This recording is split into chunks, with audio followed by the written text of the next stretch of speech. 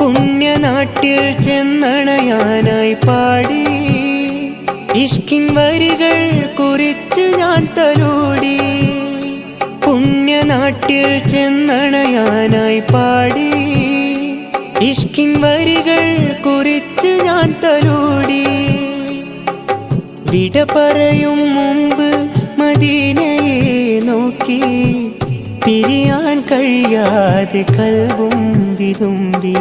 യാ റസൂലല്ലാഹ് യാ ഹബീബല്ലാഹ് യാ റസൂലല്ലാഹ് യാ ഹബീബല്ലാഹ്. ഇനിയും ആ പുണ്യ മണ്ണിൽ ചെന്ന് വീഴണം, അന്ത്യശ്വാസം ആ മണ്ണിൽ നിന്നാകണം.